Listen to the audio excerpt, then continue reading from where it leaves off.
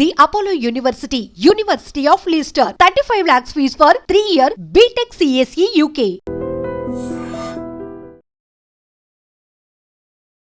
నమస్తే అండి, నా పేరు doctor N Subrahmanyam, Ayurveda specialist, Amrutham ayurvedic hospital, Hyderabad.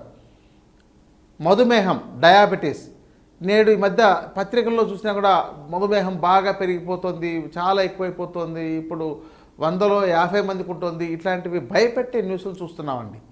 అలాగే కొన్ని ఎపిసోడ్ల వాళ్ళు కూడా చాలా పెరిగిపోతుందని ఈ ఆధునిక వైద్యులు వాళ్ళ హాస్పిటల్స్లో వాళ్ళు రీసెర్చ్లో మాకు ఇంతమంది ఉన్నారు, 100 మందిలో ఇప్పుడు 30 మంది డయాబెటీస్ అయ్యారు, ప్రీ డయాబెటిక్ వాళ్ళు ఇంకొక 15-20% పెరిగింది. ఇలాంటి న్యూస్లన్నీ చూస్తున్నామండి. అసలు మన కర్మంతా ఏంటంటే ఈ యొక్క ఆధునిక యొక్క పోకడలను మనం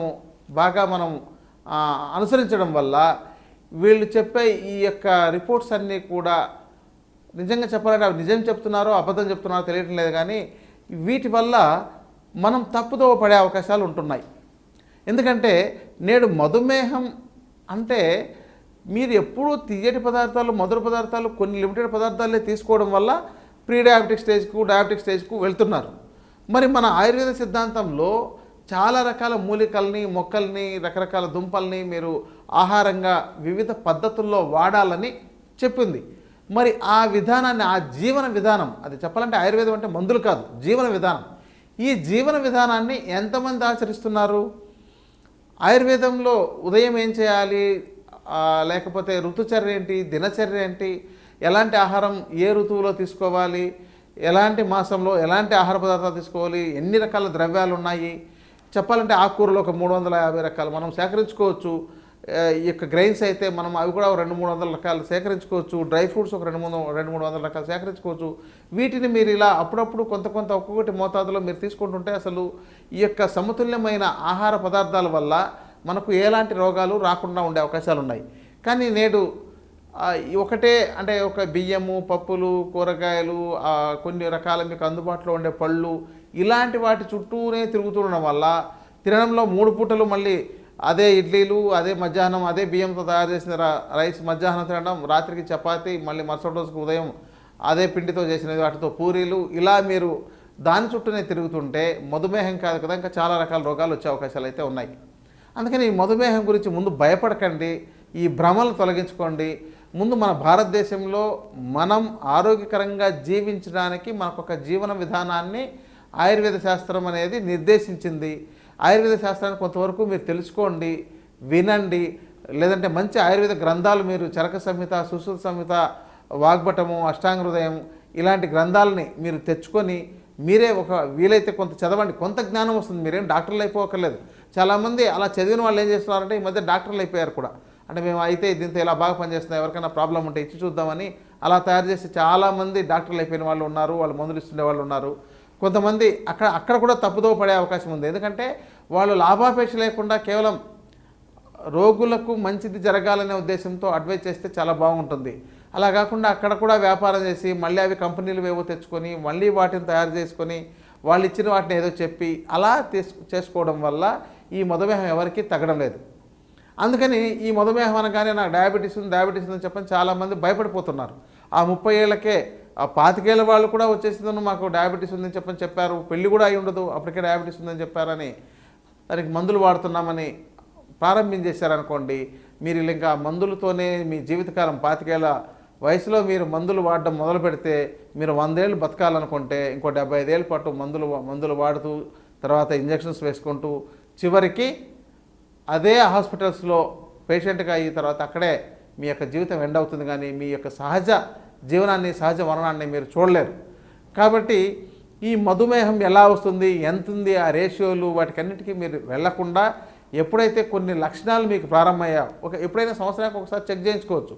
డయాబెటీస్ ఎలా ఉంది, HbA1c అనే ఒక టెస్ట్ ఉంది. అంటే యావరేజ్గా 3 నెలలకు తెలుస్తుంది మనకు. అంటే దాంతో ఒక 6.5, 7, 8 దాకా ఉన్నా కూడా ఏ మందులు అవసరం లేదు. కానీ 6.5, 7 వచ్చేగానే కూడా చాలామంది మందులు వాడిస్తున్నారు. దీనివల్ల పోను వాళ్ళకు ఇతర ఆర్గాన్స్ మీద ప్రభావం పడే అవకాశాలు ఉన్నాయి. కాబట్టి అసలు మీరు 8 ఎందుకంటే షుగర్ మామూలుగా కంట్రోల్ అవడం అంటే 8.5 ఉంటే అది కంట్రోల్లో ఉంది, బట్ తీవ్రమైన స్థాయిలో లేదని అర్థం. కానీ హెచ్బిఏవన్సీ 7.5కే చాలామంది మందులు వాడుతున్నారంటే ఇది కలిగించిన ఒక భయం తప్ప ఇంకొకటి లేదు.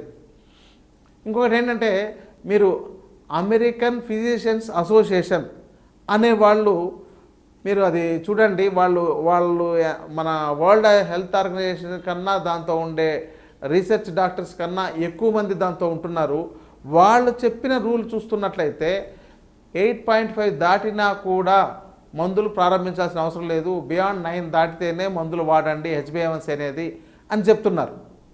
మరి ఎందుకు అప్పుడెప్పుడో చెప్పారు చాలామంది, మీరు వెంటనే వేసేసుకోకపోతే మీకు ప్రీ డయాబెటిక్ స్టేజ్లోనే మీరు వాడకపోతే మళ్ళీ మీరు డయాబెటిక్ వాళ్ళు అవుతారు అని. ప్రీ డయాబెటిక్ స్టేజ్ అంటే ప్రారంభ స్థాయిలో ఉన్నారని, ఆ మార్గంలో ఉన్నారని. మీరు ఇంకా డయాబెటిక్ అవ్వాలి, తర్వాత అది కంట్రోల్ తప్పాలి, అప్పుడు మీరు మందులు వాడాలి. ఈ భ్రమను మీరు తొలగించుకుంటే మీరు ఆరోగ్యకరంగా మారడం చాలా తేలిక. తర్వాత వీటి నుంచి రివర్స్ రావచ్చా అంటే రివర్స్ అవ్వచ్చు, మీ ఆహారం జీవన విధానం మీద ఆధారపడి ఉంటుంది. డయాబెటీస్ అనేది మనకు మోడర్న్గా చెప్పిన ఆయుర్వేద శాస్త్రంలో 20 రకాల విధానాలు చెప్పారు. దీంతో ఒక 4 రకాలు మాత్రమే మనకు కంట్రోల్ అవ్వడానికి కొన్ని తీవ్రమైన స్థాయిలో యాప్యం అంటే ఇంకా మేనేజ్ చేస్తూ పోవడమే కానీ జీవితకాలం ఉన్నంత వరకు అంటే అది ఒక స్థాయి దాటిపోయి ఉంటుంది. అది ఏ మందులు, ఏ కూరగాయలు, ఏ ఆకుకూరలు, ఏది తిన్నా ఏది తినకపోయినా మీరు ఆహారం తినకుండా 4 రోజులు ఉన్నా కూడా మీ మధుమేహం తగ్గదు. అలాంటి కండిషన్లో మాత్రమే మీరు మందులు వాడాలి తప్ప కొంత ఒక పూట తినకపోతేనే షుగర్ లెవెల్స్ పడిపోతుందంటే అదంతా మీ ఆహారం మీద ఆధారపడి ఉంది. కాబట్టి దీని మీద ఎంత వస్తుంది షుగరు మేము టెస్ట్ చేసుకుంటున్నాం ఇంట్లోనే. ఇంకోటి ఏంటంటే మన దౌర్భాగ్యం ఏంటంటే ప్రతి ఇంట్లోనూ తీసుకెళ్ళి ఒక మిషన్ పెట్టుకుని రోజు పొద్దున లేవగానే గుచ్చుకొని చూసుకుంటున్నారు. దీనికంటే దౌర్భాగ్యకరమైన జీవితం ఇంకోట్లేదు.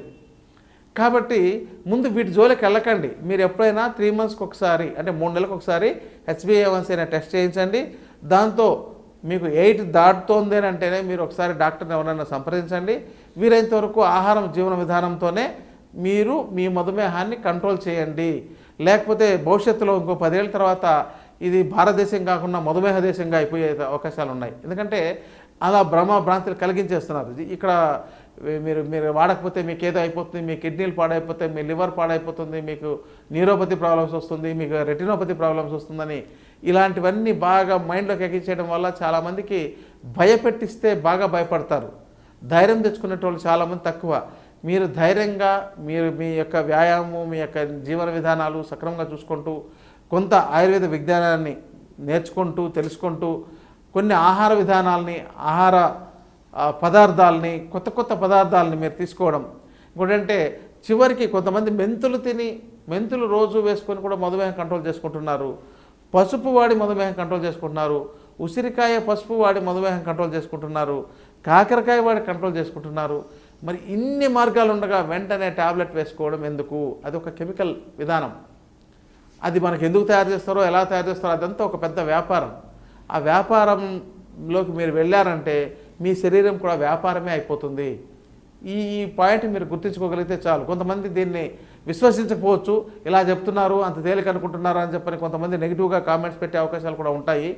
కానీ నేను నా దగ్గరకు వచ్చిన వాళ్ళలో కొన్ని వేల మందిలో చూసి వాళ్ళ దగ్గరంతా వాళ్ళకి ఎలా ఉంటుంది చూసిన తర్వాత అర్థమైంది ఏంటంటే అసలు ఇది రోగమే కాదు, ఒక కేవలం జీవన విధానం లోపం, ఒక డిజార్డర్ అని తేలింది.